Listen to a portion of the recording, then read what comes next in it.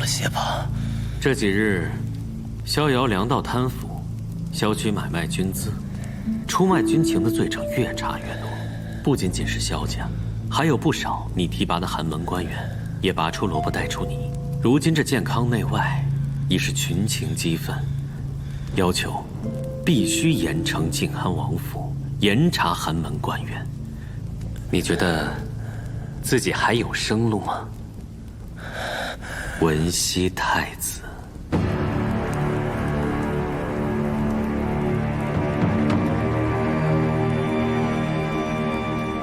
从陛下将却骨令交还给你之日，我就确定了你的身份。从粮道检修到通体脉国，和当初安禄二世覆灭如出一辙。谢太傅为萧家定下的罪名，可真是让他费心了。你果然知道安禄之案背后的真相。既然你知道了，那你便应该知道太傅这次下了死手。谢家瑜动作很快，找到了伪造书信账簿之人，只是他手断了，无法作证。看在你我昔年兄弟之情，我可以留萧家满门一条心。你的条件我不可能答应。交出北府和却骨令，写下和离书。我要你亲口告诉谢家瑜，你要与他和离。你觉得可能吗？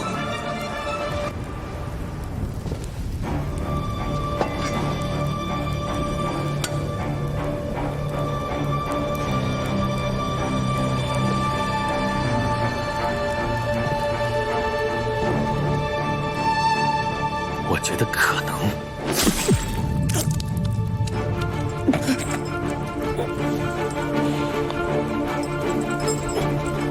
谢家瑜他是一个人，他的人生，他的感情，都该由他自己选择。逼他回头，到底是因为爱他，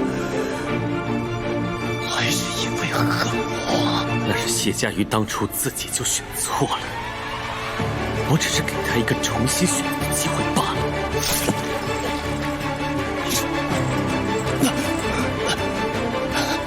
雷震，你不该拖萧家和其他寒门下水。你真以为你提拔的那些寒门，个个都是才干人品俱佳吗？酷吏贪官多出于寒门，百姓早就对改制感到深恶痛绝。就算你所为是为了挽救大业，那么请问，有多少人能够真正理解你所为呢？又有多少人能够领你的情呢？只有越来越多的人想要你死。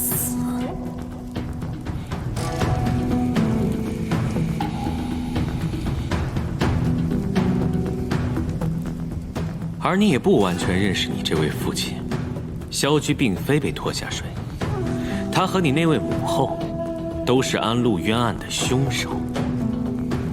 他自私懦弱，为了一己私利，可以毫无是非底线。萧氏覆灭，也是必然。若你真想保住谢家瑜的话，和离是唯一一条路。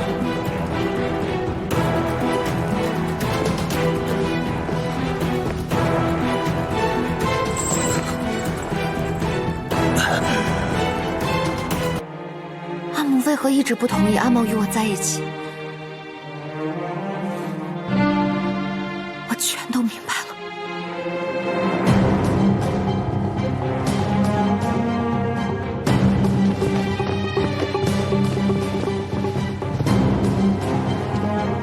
靖安王世子妃谢家瑜，拜见监国齐王殿下。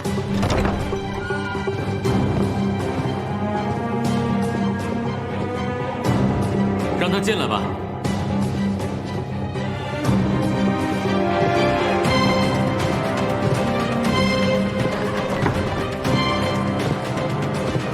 靖安王府贪贪赃枉法、通敌卖国之事，已查实。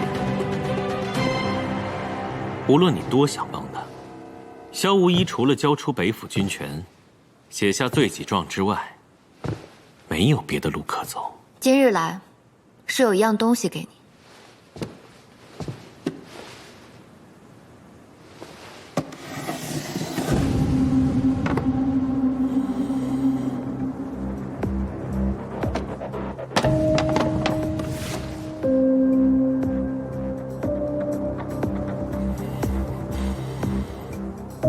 萧无疑早就知道你的身份，若他想要你这个位置，不必等到今日。你就这么信他吗？事实就摆在那里，无论你信与不信。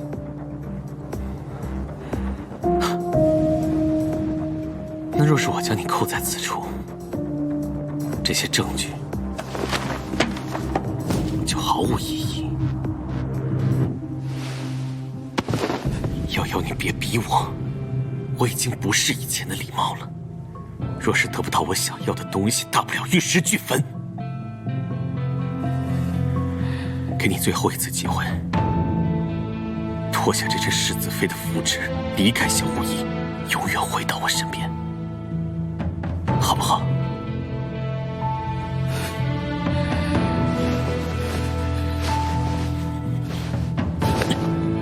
不好，我手中还有太傅和齐王府乳母这10几年来的往来书信，他到现在都没有发现，信是被我拿走的。我给你3日之限，若3日后我不见无疑和萧家众人归来，不见大理寺还靖安王府一个清白，那么这份生平秘帖，还有太傅和齐王府乳母这10几年来的往来书信内容，会传遍整个健康。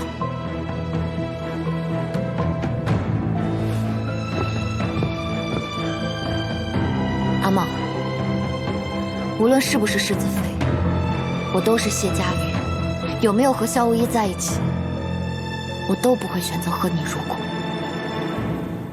这几年我去了很多地方，过得很开心。你莫要困在过去，让过去成为你的心魔。你本不是这样的人。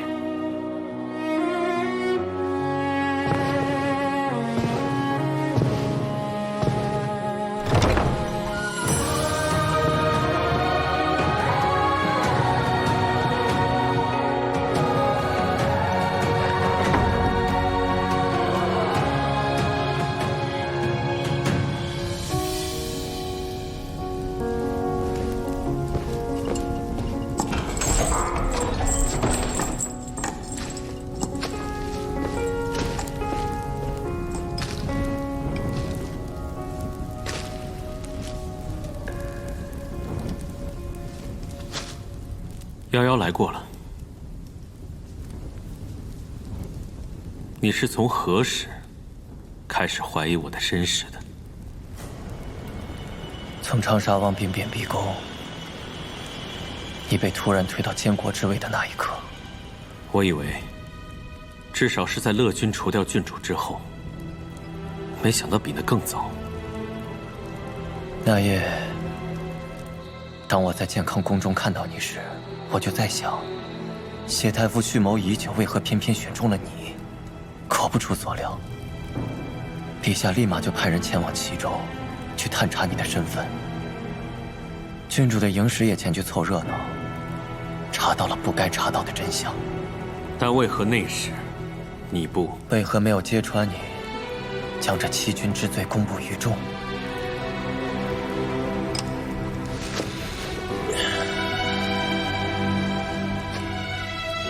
因为你和我有同样的志向，我完成不了的事，你可以替我完成。我不需要一个无能的好人站在那个位置上，野心、手段他都需要有。我不觉得你的出身有任何问题。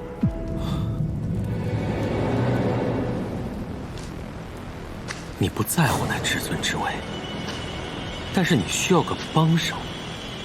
所以你选中了我。为了你的志向，我失去了夭夭，我失去了我的人生。我不甘愿当来，更不甘心瑶瑶对你死心塌地。她那么热爱自由的一个人，居然甘心束缚在你身侧，为你付出一切。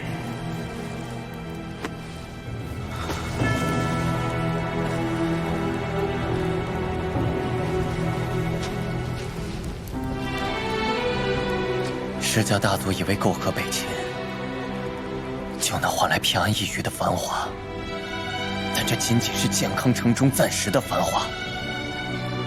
健康城外，多少北境的百姓还生活在战乱之中。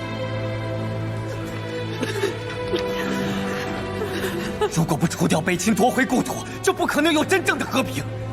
一直，这是你在逃亡健康途中亲口告诉我的，是你自己忘了。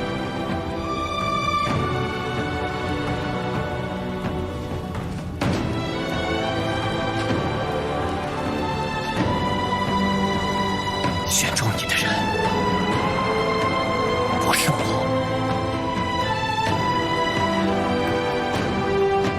而是你自己。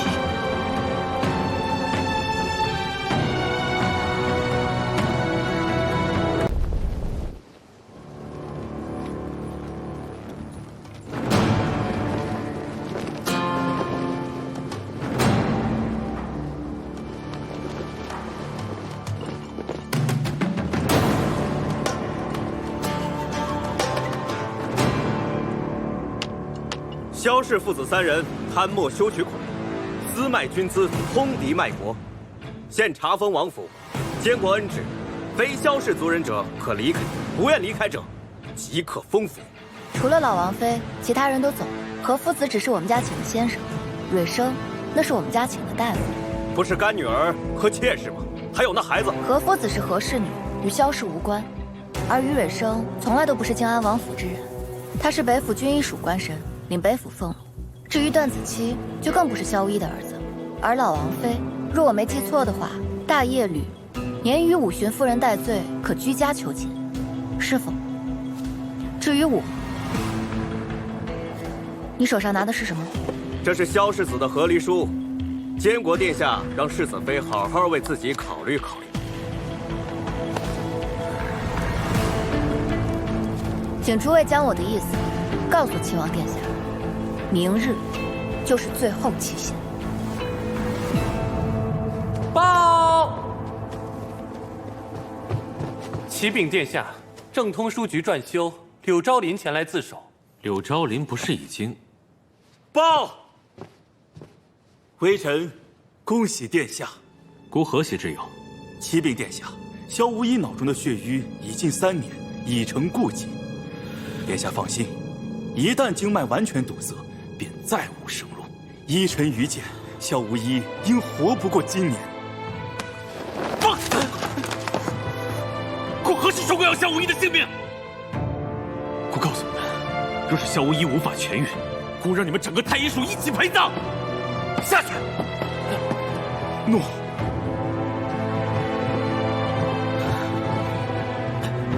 如果不除掉北秦，夺回故土，就不可能有真正的和平。一直，这是你在逃亡健康途中亲口告诉我的，是你自己忘了。你莫要困在过去，让过去成为你的心魔。你本不是这样的人。报！殿下，狱卒说萧世子婚去之前说他没有罪可认，如果一定要认罪的话，这血写的兵书就是他的认罪书。宣谢家瑜。诺。不，别宣了，让谢家瑜直接去豫州接萧无一出来。诺。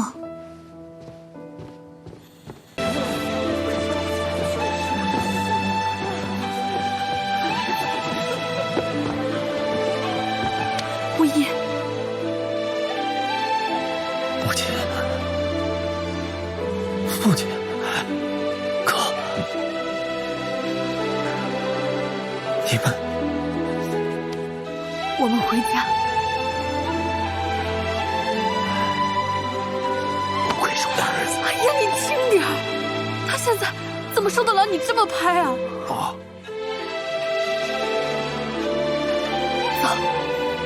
好。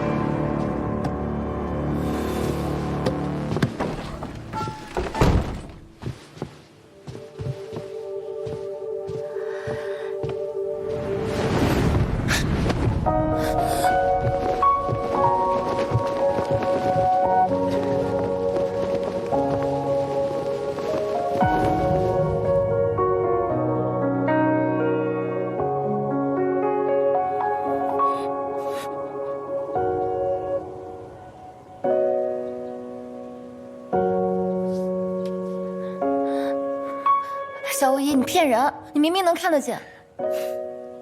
这叫听声辨位。这2年我一直在练习，早晚有一天我会看不到，总不能一点准备都没有吧？松手，让我起来。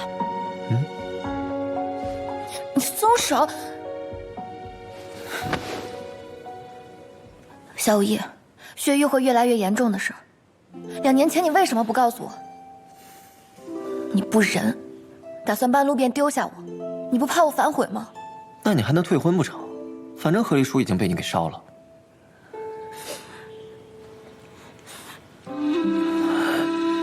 你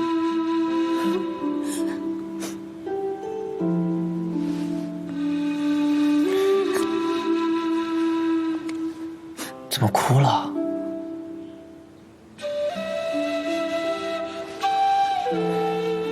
这血瘀之症无法医治，即便是我告诉你，也只是徒增你的烦恼。可你若是早点告诉我，这2年我便不会离开你，我也不会没心没肺的以为我们还有很多时间。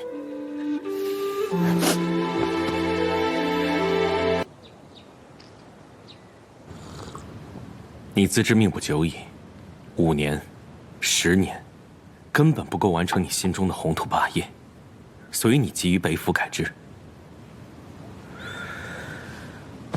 这几日，我一直在读你狱中留下的兵法策论。你明知我身世，却不置一词，是因为你笃定最终我一定会认可你的想法，你也笃定我一定会北伐，是不是？20多年过去了，多少大业移民在我大业的故土上，被北秦视作牛马奴隶，直到今日，他们还在等待着文熙太子。可30年后、40年后呢？一直，你与太傅不同，世家不思故土安于享乐，可齐王永远不会忘记齐州陷落。但我不是棋子，我李义之的生死荣辱，绝不能系于你萧无一一心之善恶。靖安王府、北府军，都必须得到遏制。靠世家吗？你明明比我更清楚，世家才是大业的农庄。一直以树育人，人必以树相待。不如换一个方式。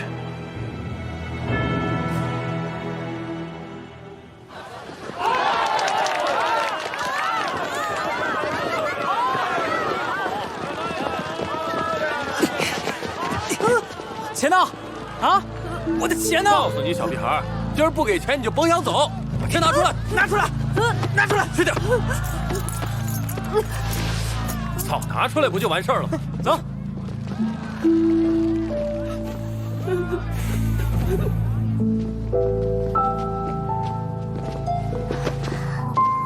哥哥，我饿。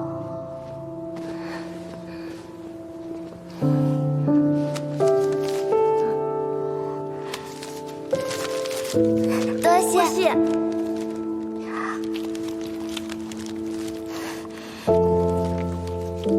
让开！让开让开！萧无义，这么多流民在健康城外乞讨，北府兵为何无动于衷？你有想过未来的大业是什么样的吗？我希望那是一个国泰民安的大业，边关有能征善战的武将，朝堂有清明的吏治，士族与寒门皆有所长。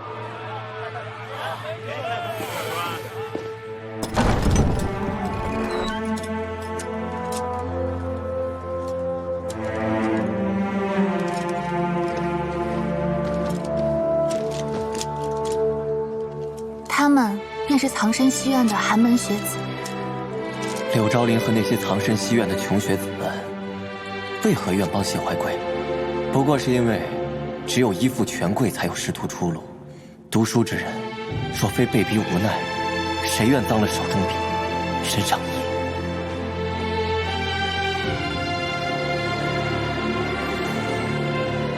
你说，我应该重新给他们一次机会吗？殿下曾救妾性命，于妾而言，殿下便是幽暗中照亮灵魂的神明。若今日殿下肯再给他们一个机会，他们也一定会将一生都献给殿下的。殿下恕罪，妾失言。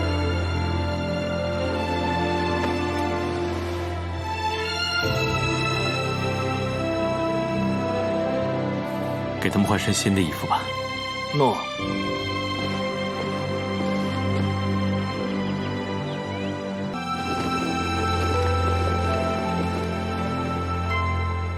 陛下已同意了设春考为常制，太傅也递上了请辞奏书。你又赢了我一次。何时回北京？我已向陛下请旨，3日之后，先巡查京畿布防，然后就回北京。英王的部队一直都有异动，需尽快回去。我如今在想，你是将死之人，而我和谢家瑜的余生还有很长的时间。什么都有可能发生，所以也不急于一时。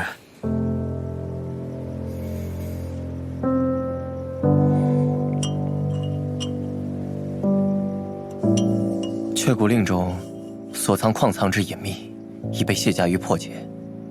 日后若是朝堂需要矿藏，他会告诉你。有了谢家瑜，这枚令牌已然无用。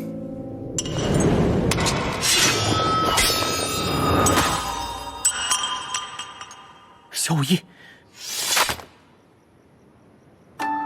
雀谷出，天下定，旁人趋之若鹜的，你轻易摧毁。以令化人，为的就是确保你生前身后，再无人敢动谢家瑜。连我都不信。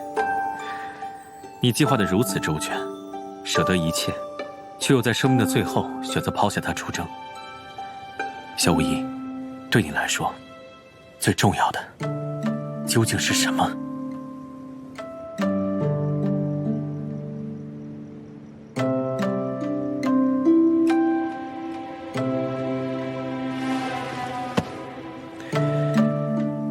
你可千万别死得太快，我一定会赢你一次的。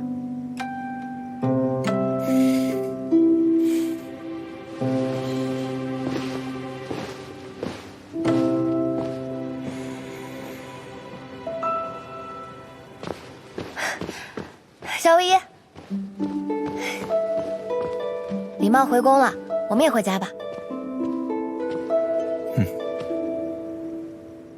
呀，怎么碎了？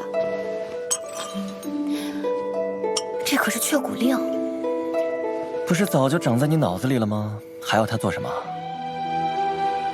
再说了，这原本就是我母后的凤印，不如给它重新熔铸，给你做个发簪如何？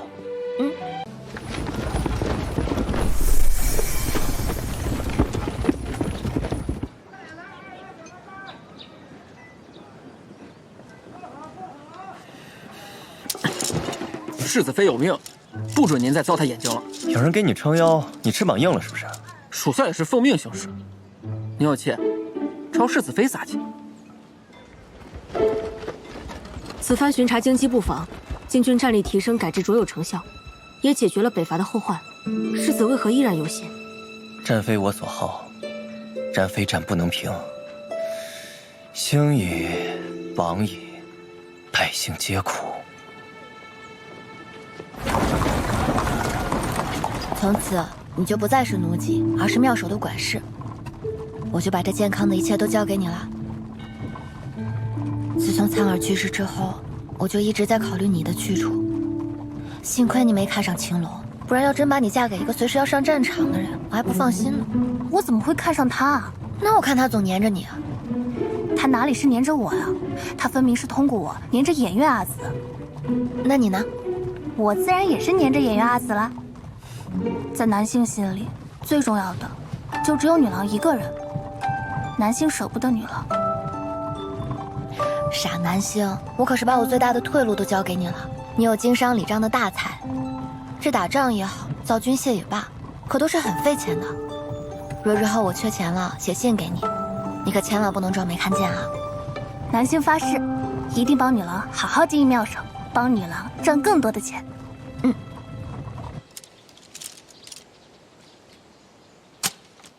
家主真要把这些书都送去太学吗？这可是您辛辛苦苦收藏了一辈子的呀！既然要放手，不如放得彻底些。家主真相信殿下这条路是正确的。佳瑜，夭夭有一句话说得不错：一代人有一代人要走的路。如今一支储备稳固，虽然他未来会走的路未必正确，但守旧之路必然错误。我们呐，我们这些老家伙，是时候给他们让路了。太傅，真舍得离开健康啊！靖安王，太傅打算就这么放过靖安王府吗？什么意思？这是本王亲自给文熙皇后写的罪诏。太傅难道不想知道，当年的冤案到底是谁一手炮制的吗？你不是家主！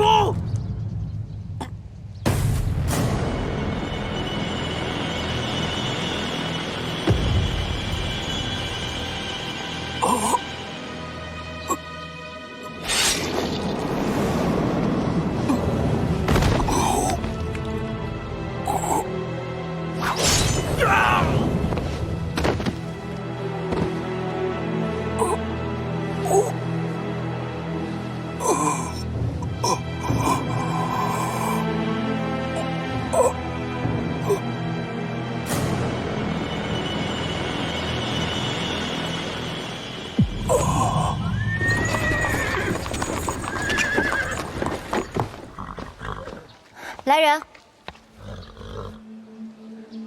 有人吗？奇怪，怎么一个人都没有？母妃，蕊生阿紫，父王，父王不会又是去喝酒博戏了吧？秦王殿下有请世子妃移步太傅府。瑶瑶，一会儿见到太傅别哭，他虽有旁心，但好歹也养育你18载，人死过乡，就别记恨他了。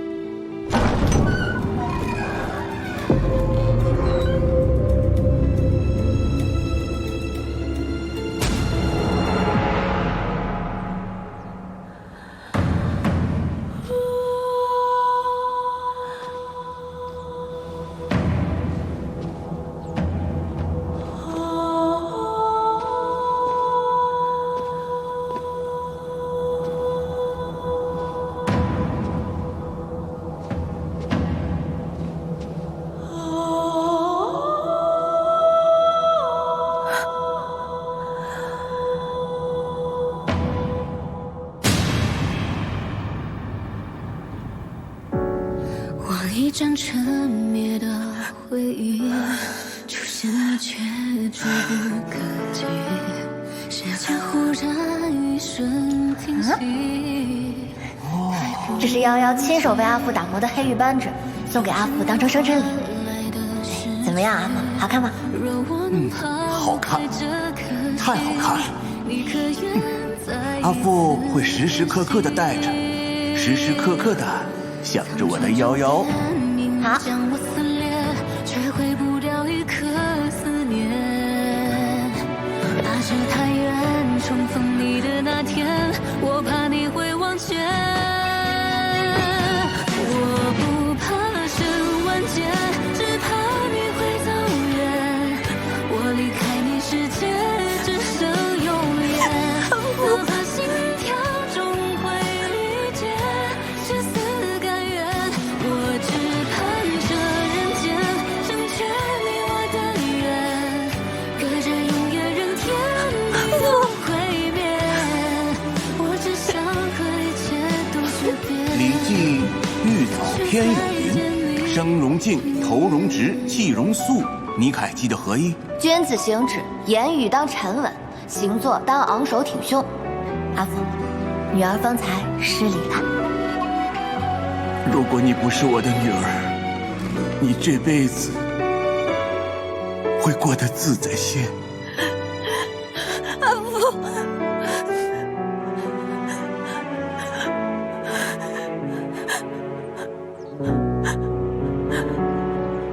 为什么会这样？这究竟是怎么回事？他不是已经准备支持归降了吗？这究竟是谁干的？小菊，什么？不可能！廷尉和百姓亲眼所见，人也是当场拿货的。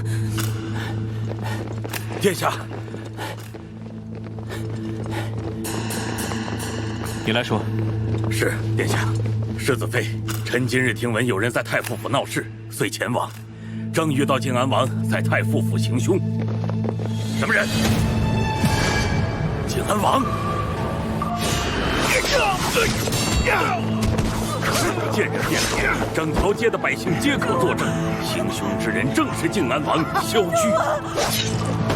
突然，一辆马车将逃亡的靖安王撞飞，这才将其拿下。这不合乎常理。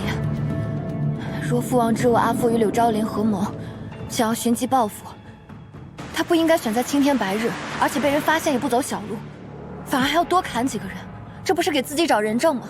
臣也疑惑，直到臣在太傅怀中发现这个。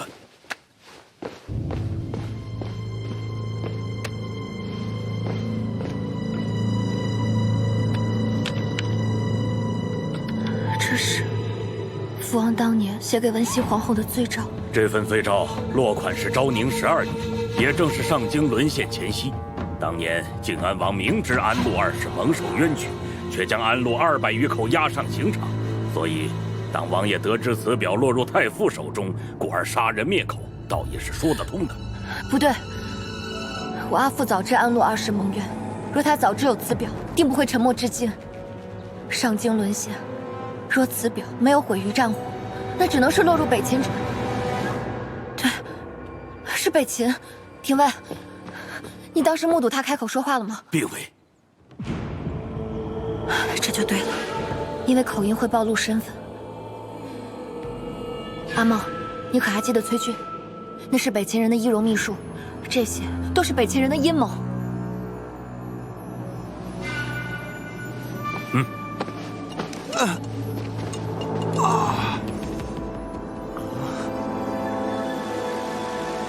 殿下，谁这么大胆子，敢帮本王？给我松绑！靖安王，你可有什么要说的？我伯息后回府路上，就被人偷袭，然后就什么都不知道了，就到这里了。启禀殿下，安凤酒楼、老王庙、苏记胭脂铺等7处北秦暗探据点皆已勘察完毕，北秦暗探行事如常，未有任何异动，无人撤离。若此事真为北齐暗探所为，按理来说，无论事成是败，都应该立即撤离。但他们不走，如若不是真的毫不知情，难道等着被翼王打尽吗？晋安王，你说遭人偷袭，可有人证？应该没有。我去博戏都是背着我夫人去的，这家瑜知道啊。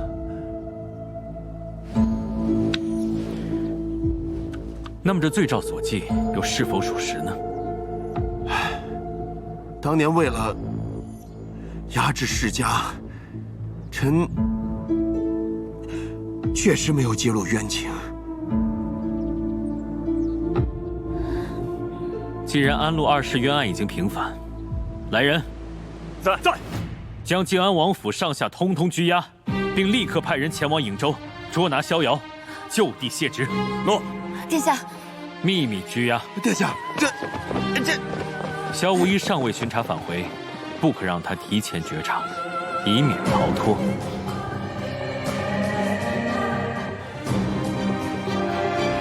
将世子妃请入宫，带走。